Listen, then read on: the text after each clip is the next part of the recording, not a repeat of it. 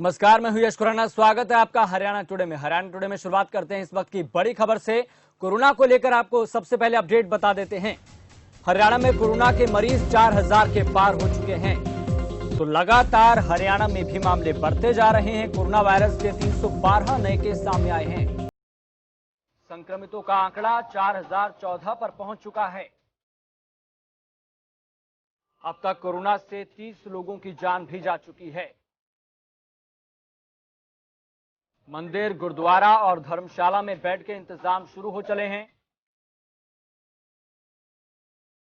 8 जून से खोले जाएंगे मंदिर, गुरुद्वारा और धर्मशाला। क्योंकि लगातार मामले बढ़ते जा रहे हैं, 4000 के पार ये संख्या हो चली है। इसी को लेकर प्रदेश सरकार अपने हेल्थ सिस्टम को बेहतरीन करने में लगी हुई है और इसी कड़ी में धर्मशाला, गुरुद्वारे में और मंदिरों में बेड के इंतजाम भी शुरू हो चले हैं। लेकिन हैरान और परेशान कर देने वाली बात यह है कि अब तक प्रदेश में 30 लोगों की जान भी जा चुकी है।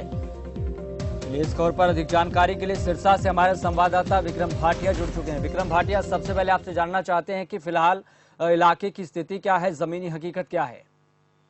जी बिल्कुल, अगर हम पूरे हरियाणा की बात करें, जिस तरह कोरोना के मामले बढ़ते जा रहे हैं, ये वाकई चिंता का विषय है।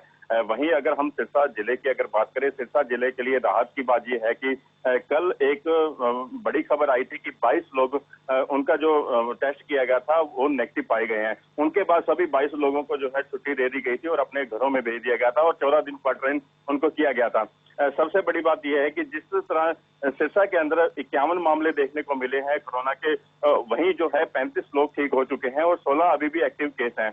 कहीं ना कहीं स्वास्थ्य विभाग का यही कहना है कि जिस तरह लोगों की संख्या बढ़ रही थी, तो वहीं ठीक होने की भी जो है लगातार दर में जो है सुधार होता जा रहा है। सिरसा के लिए राहत की ये बात है कि अभी कुछ दिनों पहले जो 28 लोग आए थे कोरोना पॉजिटिव पाए गए थे, उसके अंदर 22 लोग ठीक हो गए हैं और अपने घरों को चले गए हैं। फिलहाल अभी जो है स्वास्थ्य विभाग पूरी तरह से चौकस है और तैयार है और लोगों के घरों में जाके उनके जो है बकायदा टेस्टिंग भी की जा रही है। लगभग 13 जो है यहाँ पर जोन बनाए गए हैं, जहाँ पे अलग अलग स्वास्थ्य विभाग की टीमें जो है घर घर जाकर लोगों को टेस्ट कर रही हैं। जी चलिए विक्रम, जुड़े रहे हमारे साथ। अब सीधा रुख कर लेते हैं गुरुग्राम का। गुरुग्राम से हमारे संवाददाता जुड़े हुए हैं सूरज दुहन। सूरज दुहन, हम पहले भी चर्चा कर चुके हैं इस बात को लेकर कि गुरुग्राम हरियाणा में कहे कि सबसे ज्यादा गुरुग्राम में मामले सामने आ रहे हैं, एक तरह से गढ़ बन चुका है। फिलहाल इसको लेकर अपडेट क्या है?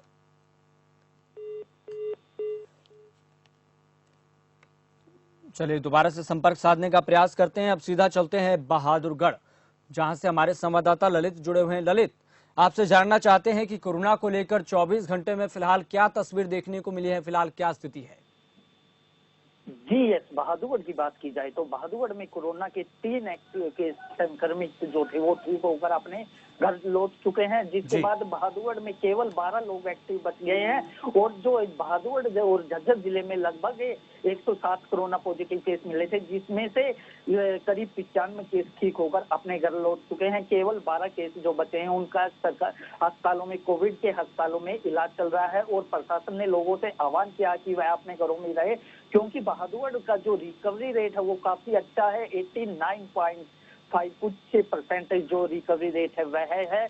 इसी को देखते हुए लोग काफी उत्साहित है और लोगों में भ्रम भी फैला हुआ है कि बहादुरगढ़ में जिस प्रकार से रिकवरी रेट है वो काफी अच्छा है और अभी तक किसी की भी मरने की खबर नहीं आई है। इसको लेकर जो लोग हैं उत्साहित होकर बाजारों में और जो अन्य स्थानों पर जा रहे हैं। और जो प्रशासन द्वारा कल से सोमवार से सभी धार्मिक स्थल, मंदिर, मस्जिद, गुरुद्वारे सब खोल दिए जाएंगे, उसके लिए भी सभी अधिकारियों द्वारा तैयारियां पूरी कर ली गई है। और जो मंदिर के प्रशासन की जो टीम है, जो मंदिर कमेटी है, उन्होंने भी पूरी तैयारियां की गई है और मंदिरों में 2 मीटर जो 2 गज का दायरा है उसको भी मेंटेन किया गया है, गोल दायरे लगाए गए हैं और किसी भी, उनका कहना है किसी भी प्रकार की कोई परेशानी नहीं आने दी जाएगी, क्योंकि जिस प्रकार से हर रोज बहादुरगढ़ में कोरोना का आंकड़ा बढ़ा था, उसी को लेकर अधिकारी सजग है और जगह जगह जाकर रैंडम सैंपल भी लिए गए हैं और अधिकारियों ने लोगों से आह्वान भी कर रहे हैं कि वह अपने घरों में ही रहें और जो छूट दी है उसका नाजायज फायदा नहीं उठाए। और लेकिन अब देखने वाली यह बात होगी कि कल से काफी जो बंद थी वो चीजें भी खुली हैं और जो दिल्ली में नौकरी पेशे करने वाले जैसे 50 साल के ऊपर के जो बुजुर्ग हैं वह भी अब नौकरी पे जाएंगे, लेकिन उनके सामने एक संकट पे आएगा कि क्योंकि जो 55 साल से ऊपर है, 50 साल से ऊपर है, वह लगभग बीमार व्यक्ति है। उसी को देखते हुए प्रशासन व सरकार इनके लिए क्या कदम एहतियात बरतती है और इनके लिए, इनकी जॉब के लिए इनको ऑफिसों में किस प्रकार की सुविधा दी जाती है। क्योंकि हमारी जो संपर्क में है वो दिल्ली केंद्र सरकार के कार्यरत है, उनमें से करीब 10 से 15 व्यक्ति ऐसे हैं जिनको बीमारी के चलिए ललित, ठीक, बहुत महत्वपूर्ण जानकारी आपने बताई। अब सीधा चलते हैं गुरुग्राम, जहां से हमारे संवाददाता सूरज दुहन जुड़ चुके हैं। सूरज दुहन, सबसे पहली बात ये कि प्रदेश में जो फिलहाल स्थिति है वो गंभीर होती जा रही है, उसमें गुरुग्राम की हम बात कर लेते हैं। तो गुरुग्राम एक तरह से कोरोना का गढ़ बन चुका है, इसको लेकर फिलहाल 24 घंटे का अपडेट क्या है और वहां पर फिलहाल जमीनी हकीकत क्या है? देखिए, ये अगर बात गुरुग्राम की जाए, जब प्रदेश का नाम, हरियाणा प्रदेश का नाम सामने आता था तो पहले गुरुग्राम का नाम सामने आता था कि गुरुग्राम में उद्योग धंधे ज्यादा है और वहाँ पे ज्यादा कंपनियां हैं और पूरे हरियाणा में गुरुग्राम जाती है। लेकिन अब जो नाम सामने आता है कि सबसे संक्रमित जो आंकड़े हैं कोरोना पॉजिटिव के, वो गुरुग्राम में है। तो गुरुग्राम में लगातार जो कोरोना का एक गढ़ बना हुआ है, क्योंकि लगातार जो आंकड़े बढ़ रहे हैं, यस, वहाँ पे जो प्रशासन है रोकने में नाकाम रहा है। पिछले 24 घंटे में 129 नए मामले सामने आए हैं और लगातार अगर बात की जाए पिछले एक सप्ताह की, तो लगातार 1000 के करीब एक सप्ताह में ज्यादा मामले सामने आए हैं। कभी 150 के ऊपर सामने आए हैं। सबसे ज्यादा सामने लगातार कोरोना पॉजिटिव गुरुग्राम में देखने को मिल रहे हैं। प्रशासन की बात की जाए, अगर सोशल डिस्टेंस की बात की जाए, सोशल डिस्टेंस की यहाँ पर प्रशासन रोकने में नाकाम रहा है। सोशल डिस्टेंस कोई भी लोग बनाने को तैयार नहीं है। वही आवाजाही, वही जाम की स्थिति, वही धक्का पेल यहाँ पर दिख रही है। चाहे सरकारी ऑफिस की बात लगाए, चाहे प्राइवेट ऑफिस की बात लगाए, चाहे दुकानदार की बात लगाए, चाहे गरीब मोहल्लों की बात लगाए, लगातार लोग घरों के बाहर निकलने लग गए हैं। क्योंकि इतना जरूर है, सरकारी स्कूल और प्राइवेट स्कूल, कॉलेज वगैरह उनको अनुमति नहीं है खोलने की, लेकिन फिर भी लोगों की आवाजाही ऐसी बनी रही है। तो इसमें जो प्रशासन है बिल्कुल यहाँ पर चिंता का विषय आवाज आ रहा है। चिंतित यहाँ दिख रहा है कि इन आंकड़ों को कैसे रोका जाए, इसका समाधान कैसे हो, वो समाधान अभी तक नहीं मिल रहा। हालांकि ऐसा लगता है कि प्रशासन ने हाथ खड़े कर दिए कि खुद लोगों को ये समझना होगा इस भयंकर बीमारी से तभी हम बच सकते हैं, तब हम लॉकडाउन की पालना करें, सोशल डिस्टेंस बनाकर रखें। लेकिन लोगों के मन में जो डर था वो चला गया है। सूरज दुहन, आपसे जानना चाहते हैं कि प्रदेश सरकार, गुरुग्राम जिला प्रशासन के किस तरह से समन्वय स्थापित कर रही है? कोऑर्डिनेशन बहुत जरूरी होना चाहिए, क्योंकि प्रदेश सरकार की भी नजर अब गुरुग्राम पर है। वहां पर तमाम जो तरीके की पाबंदियां बताई जा रही हैं कि वहां पर अब लगेंगी, वो लॉकडाउन जैसी स्थिति वहां पर बरकरार रहेगी। उसमें गुरुग्राम और फरीदाबाद का नाम शामिल किया गया था कि यहाँ पर मंदिर है और जो गुरुद्वारे हैं और जो सार्वजनिक स्थान है और जो मॉल है वो बंद रहेंगे और जो है खोल दिए गए हैं। हालांकि गुरुग्राम से ज्यादा मामले सामने आए हैं और प्रशासन बिल्कुल अलर्ट है। हरियाणा सरकार भी और यहाँ के मुख्यमंत्री मनोहर लाल भी इस पर चिंता जता रहे हैं और लगातार सक्रिय भी है, प्रशासन भी सक्रिय है। लेकिन इन दो आंकड़ों को रोकने में वो बिल्कुल नाकाम रहा है। लेकिन कंटेनमेंट जोन घोषित ज्यादा बढ़ा भी दिए गए, इतना जरूर है, पहले 60 से अब 63 कर दिए गए हैं। लेकिन जो आंकड़े बढ़ रहे हैं उसको कैसा रोका जाए, ये बड़ा सवाल है। यस, लेकिन उन आंकड़ों को लोगों को खुद समझना होगा। लगातार यहाँ प्रेस कॉन्फ्रेंस होती रही है, लगातार लोगों को जागरूक करते रहे। जो संस्थाएं थी वो भी अपने घर पे जाकर बैठ गई हैं, क्योंकि लगातार जो प्लान करने वाले लोग थे वो अपने प्रदेश में जा चुके हैं। अब इतना जरूर है, जो प्लान करने वाले लोग सड़कों पर नजर आते थे वो अब नजर नहीं आते, आम आदमी नजर आता है। कहीं ना कहीं ये लगता है कि अगर किसी ने कोई किसी सामान लेने के लिए जाना होता तो 4 या 5 बंदे जाते हैं, लेकिन वो भूल गए हैं कि आखिर जो कोरोना कह रहा है वो जारी है। लेकिन इसमें प्रशासन पूरी आप जो समाज के लोग हैं और खुद आदमियों को समझना होगा, तभी इस आंकड़े हैं इसको कम हो सकते हैं, इससे हम निकल सकते हैं। जी चलिए, बने रहिए सूरज हमारे साथ। अब सीधा चलते हैं सिरसा, हमारे संवाददाता जुड़े हुए हैं विक्रम। विक्रम, आपसे जानना चाहते हैं कि वहां पर अस्पतालों की फिलहाल क्या स्थिति है और जिस तरीके से लगातार मामले सामने आ रहे हैं, क्या वहां पर अस्पताल उस बोझ को झेलने के लिए तैयार हैं? वहां पर व्यवस्थाएं कैसी है और वहां पर कोरोना योद्धा यानी कि हमारे डॉक्टर जो अपनी दिन रात जान जोखिम में डालकर वो बचाने का प्रयास कर रहे हैं, उनके ऊपर भी एक बड़ा खतरा मंडरा रहा है। तो वहां पर इसको लेकर क्या तस्वीर सामने आ रही है? जी बिल्कुल, अगर सिरसा के अस्पतालों की अगर बात करें, यहाँ सिरसा के नागरिक अस्पताल को कोविड-19 हॉस्पिटल बनाया गया था और यहाँ जनता हॉस्पिटल है उसको जो है आम ओपीडी खोल ली गई थी वहां पर। हालात की अगर बात करें, तमाम वहां पर इंतजाम किए हुए हैं, किसी प्रकार की तो लोगों को जो है दिक्कतों का सामना नहीं करना पड़ रहा है। वहीं अगर हम एक्टिव केसों की अगर बात करें, 16 अभी भी सिरसा के अंदर एक्टिव केस हैं। 13 जो है नागरिक अस्पताल के कोविड-19 अस्पताल में जिनको दाखिल कराया गया है, और 3 जो है अग्रवा हॉस्पिटल में वहां पे उनको रेफर किया गया था। फिलहाल स्थिति जो है प्रशासन का मानना है कि कंट्रोल में है, लेकिन अभी भी देखने को आ रहा है कि बाजारों के अंदर जिस तरह भीड़ भाड़ बढ़ रही है, उसको लेकर प्रशासन चिंतित जरूर नजर आ रहा है, क्योंकि लगातार जिस तरह लोगों को छूट दी गई है, छूट देने के बावजूद जो है लोग उसका नाजायज फायदा उठा रहे हैं। उनको कैसा रोका जाए, ये बड़ी चुनौती बना हुआ है प्रशासन के आगे। जी चलिए विक्रम, बहुत बहुत धन्यवाद तमाम जानकारी देने के लिए। तो महत्वपूर्ण जानकारी यही है कि सिरसा में भी लगातार मामले बढ़ते जा रहे हैं, जिला प्रशासन अलर्ट पर है। चलिए अब सीधा चलते हैं गुरुग्राम, जहां से हमारे संवाददाता सूरज दुहन जुड़े हुए हैं। सूरज दुहन, आपसे ये भी जानना चाहते हैं कि जिस तरीके से वहां पर मामले बढ़ते जा रहे हैं और सरकार ने रियायत भी दे रखी है, अनलॉक 1 का सरकार ने एक नई टर्मिनोलॉजी का गठन किया था और उसके तहत ज्यादा रियायतें दी हैं, और लॉकडाउन 5 में 3 चरणबद्ध तरीके से इसको खोला जाएगा। हम दूसरा चरण देखने वाले हैं कि 8 जून से मंदिर, धार्मिक स्थल, तमाम तरीके की चीजें खुलने वाली हैं। लेकिन फिलहाल इसको लेकर जो है गुरुग्राम और फरीदाबाद को जिस तरीके से आपने जानकारी दी कि वहां पर पाबंदियां रहेंगी इसको लेकर, लेकिन मैं आपसे जानना चाहता हूं कि वहां पर स्थितियां फिलहाल किस तरीके की देखने को मिल रही, क्या लोग जिला प्रशासन का सहयोग कर रहे हैं? देखिए, यस, गुरुग्राम में जो बात आती है तो जाहिर सी बात है, जितनी छूट मिली है तो इतना फायदा गुरुग्राम वासी यहाँ पर उठाते नजर आ रहे हैं। यानी कम छूट है, फायदा ज्यादा उठा रहे हैं।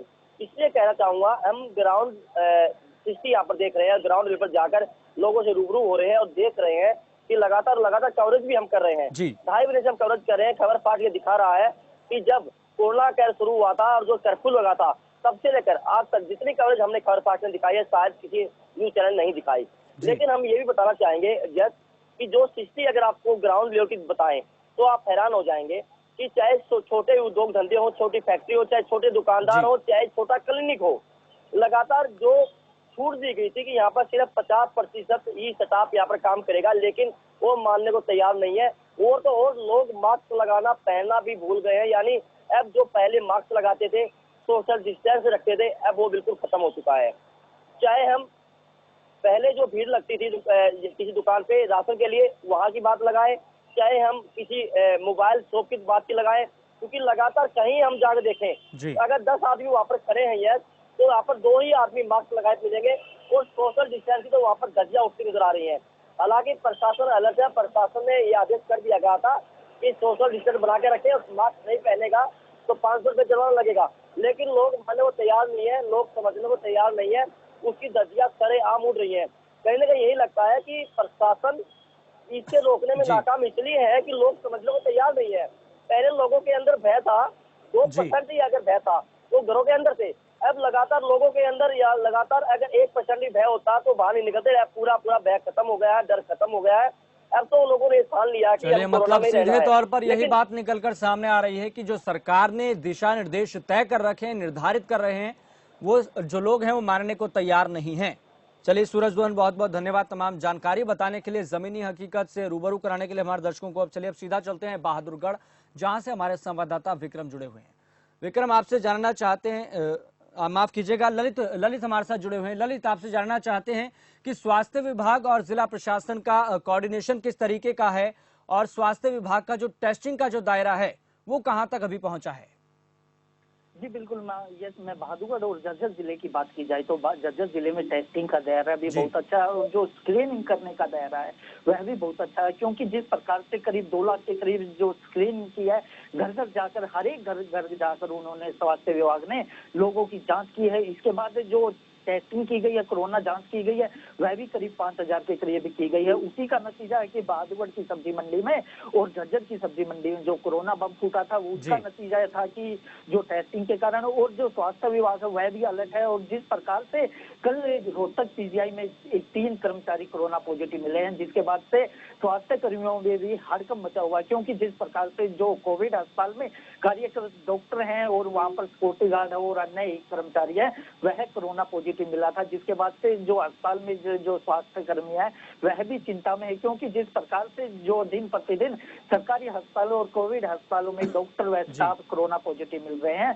उसके बाद से जो चिकित्सक है उनमें भी काफी भय का वातावरण है। और जो अब मरीजों की पहले जांच की जाती थी उसी के आधार उससे ज्यादा तेज की गई है, लेकिन उनमें खौफ बना हुआ है। वह पिछले काफी दिनों से अपने घर के परिजनों से भी नहीं मिले हैं, अपने बच्चों से भी दूर रह रहे हैं, क्योंकि उनका साफ तौर से कहना है कि हम जो कोरोना का इलाज कर रहे हैं उसी को देखते हुए हम अपने परिजनों से भी नहीं मिलने जा रहे हैं। और वहीं पर जो प्रशासन द्वारा भी उनके रहने खाने पीने की व्यवस्था बहादुर के अलग अलग जगह पे की गई है, रेस्ट हाउस में की गई है, गुरैया कॉम्प्लेक्स है उसमें की गई है, और उसके अलावा जो फ्लू क्लिनिक बनाया था वहां पर भी काफी ओपीडियां चल रही हैं। उसके अलावा अब जो अन्य ओपीडियां थी वह भी चालू की गई है, उससे किसी भी व्यक्ति को कोई परेशानी न हो उसी को देखते हुए प्रशासन की तरफ से सभी तैयारियां की गई है। और आगामी आने वाले, क्योंकि जिस प्रकार से सरकार द्वारा छूट दी गई है, इसमें नतीजा साफ तौर से है कि कोरोना के एक्टिव केस बढ़ेंगे, उसी को लेकर प्रशासन ने अलग से व्यवस्था की गई है। और जो पहले जो 350 व्यक्तियों के लिए जो कोरोना पॉजिटिव है उनके इलाज के लिए व्यवस्था की गई थी, अब करीब 650 के चलिए ललित, बहुत बहुत धन्यवाद तमाम जानकारी बताने के लिए, आपने बहुत महत्वपूर्ण जानकारी बताई है। चलिए अब सीधा चलते हैं गोहाना, जहां से हमारे संवाददाता राम सिंह मार जुड़ चुके हैं। राम सिंह मार, सबसे पहले आपसे जानना चाहते हैं कि 24 घंटे को लेकर अपडेट क्या है कोरोना का, वहां पर क्या फिलहाल सिचुएशन देखने को मिल रही है?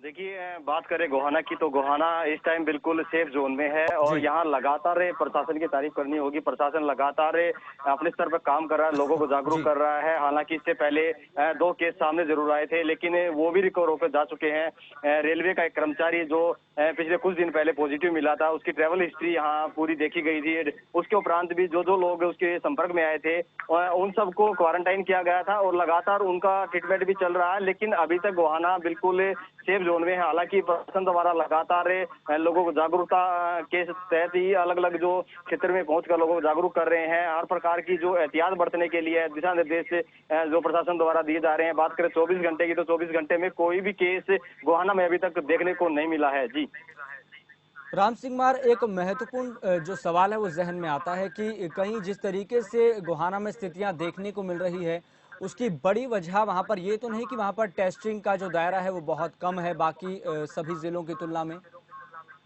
देखिए, बिल्कुल ये बात आपकी बिल्कुल दुरुस्त है और यहाँ पर टेस्टिंग का जो ग्राफ है वो कहीं ना कहीं बहुत कम है, क्योंकि लगातार जो सोनीपत डिस्ट्रिक्ट है, सोनीपत डिस्ट्रिक्ट में कुछ क्षेत्र में ही इस प्रकार के टेस्ट जो हैं वो किए जा रहे हैं। लेकिन गोहाना की बात करें तो गोहाना में टेस्टिंग ग्राफ कहीं ना कहीं कम है और इसी के चलते कहीं ना कहीं जो कोरोना के जो मरीज हैं वो सामने नहीं आ रहे हैं। इससे कहीं ना कहीं पता लग पा रहा है कि जो अगर निश्चित तौर पर अगर टेस्ट किए जाएंगे तो कहीं ना कहीं जो मरीज हैं वो सामने आ सकते हैं। लेकिन फिलहाल अभी कोई भी केस गोहाना में नहीं है। अभी इस बारे में कुछ भी कहा जाना उचित नहीं होगा। जी चलिए रमेश, बहुत बहुत धन्यवाद तमाम जानकारी बताने के लिए। अब सीधा चलते हैं फतेहाबाद, जहां से हमारे संवाददाता अजय मेहता जुड़े हुए हैं। अजय मेहता, कोरोना को लेकर अपडेट क्या है और वहां पर कितने कंटेनमेंट जोन है फिलहाल?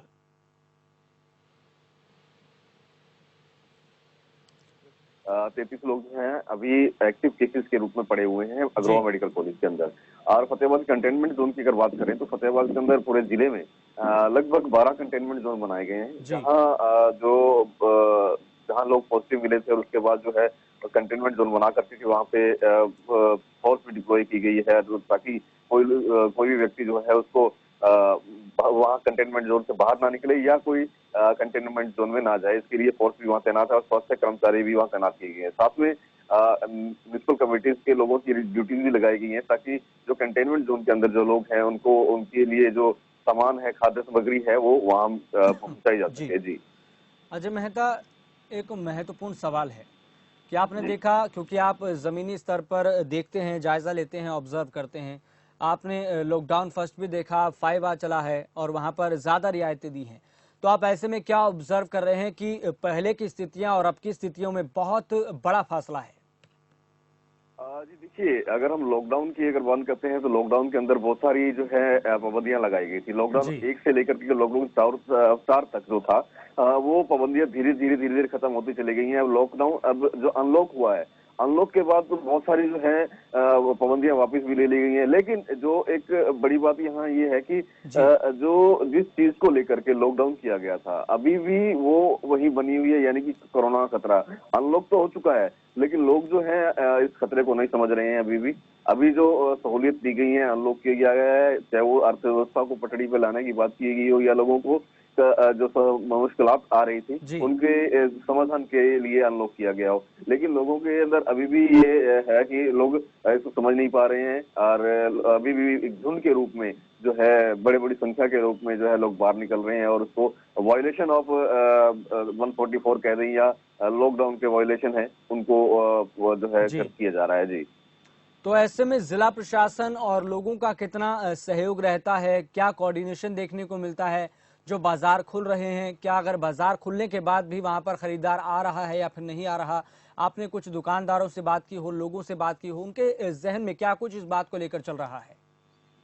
जी देखिए, बाजार खुल रहे हैं, बाजार खुलने के साथ लोग भी मार्केट में पहुंच रहे हैं, लेकिन अभी भी जो है उतनी संख्या में खरीदार नहीं है, क्योंकि लोगों के अंदर कहीं ना कहीं एक डर भी है। जो ग्रामीण क्षेत्र से लोग आते थे शहरों के अंदर बाजारों में, क्योंकि एक जो फतेहाबाद की अगर बात करें तो फतेहाबाद एक पूरी तरह से ग्रामीण क्षेत्र से घिरा हुआ जिला मुख्यालय है, तो यहाँ पर बड़ी संख्या के अंदर ग्रामीण जो है यहाँ पर खरीदारी करने के लिए आया करते थे। वो संख्या बहुत कम है, क्योंकि परिवहन सुविधाएं भी कम मिल रही हैं और जो प्राइवेट व्हीकल है उनको भी एक सीमित समय के लिए चलाया जा रहा है और वहां पे भी संख्या तय है कि किस व्हीकल के अंदर कितने लोग बैठेंगे। इसलिए कहीं ना कहीं जो है अभी भी जो खरीदारों की संख्या कम है, बनस्पत जो लोग फ्री के अंदर जो मार्केट के अंदर घूमना और बेमतलब का घूमना, उनके बनस्पत जो है खरीदारों की संख्या कम है। जी, चलिए अजय, बहुत बहुत धन्यवाद तमाम जानकारी बताने